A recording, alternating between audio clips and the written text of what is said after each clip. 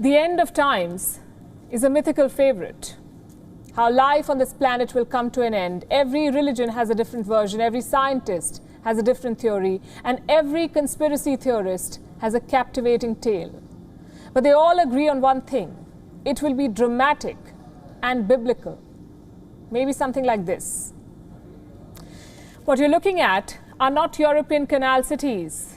These are towns overrun by floods. You can barely see the streets. They're completely submerged underwater. Entire houses have been swept away. 3 countries are facing the worst of it: Germany, Belgium, and the Netherlands. We call such events natural disasters, forces beyond human control. All we can do is hope for the best and ride it out. But these floods are not completely natural. Look at the scale of this event. Parts of Western Germany got 148 liters of rain per square meter in 48 hours. The average is 80 liters for the entire month of July. So that's almost 2 months' rain in 2 days. Nature, we know, is erratic, but not that erratic. So what is causing these supercharged downpours? Climate change. We let the experts break down the science behind it. In a warmer world, the atmosphere can hold more moisture. And of course, as there is more water, more moisture in the atmosphere, rainfall events can become more extreme.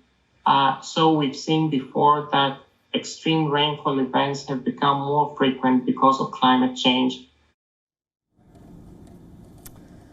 All the climate change deniers out there, this is your proof. Climate change is real and it is killing people. More than 100 have died in this deluge. Thousands have fled their homes. And once the water retreats, Europe will have a multi-billion-dollar bill. That's the cost of climate change: disruption, death, and despair. And Europe is not out of the woods yet. In Germany, the rivers have burst their banks. They're spilling into major roads and bridges, like this one near Erfstadt. And in Belgium, railway tracks have been swept away. This train derailed after being hit by a wave of flooding. Officials say it could take weeks to complete the repairs. And remember, transport is key to evacuation. So these blocked roads and railways could complicate rescue operations. Right now, helicopters are swooping over flooded streets. They're searching for any signs of life. Families stranded on rooftops or residents who set out on foot. These pictures from Europe are worrying enough.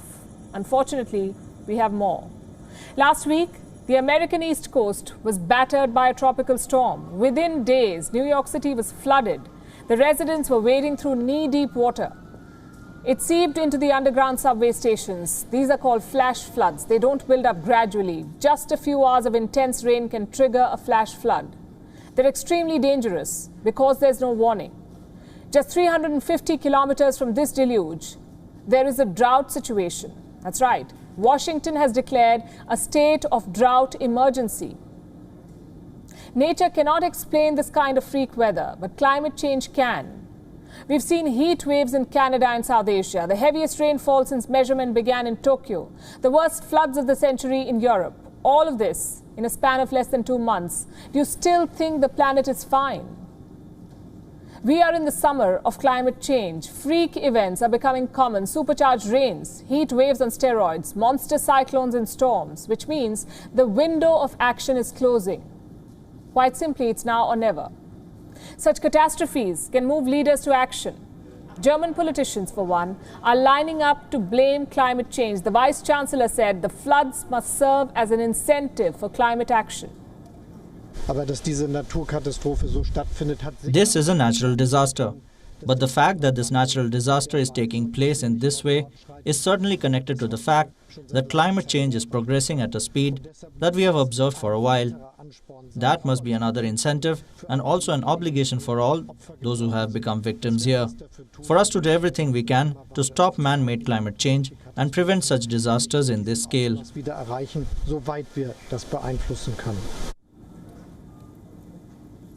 You've heard these promises before, but with time they're forgotten. Until the next disaster strikes and the cycle repeats again, climate change is a footnote at every summit, a punching bag in geopolitics. When leaders want to appear savvy and hip, they talk about climate change. This year, we have a chance to change that again. The United Nations Climate Conference is scheduled for November 2021. World leaders are expected to review the Paris Accord goals, possibly set new targets to bring down emissions. The summit takes place in Glasgow, Scotland, the same city that was inundated by flash floods last month. But people have a short memory these days. Even existential threats are soon forgotten.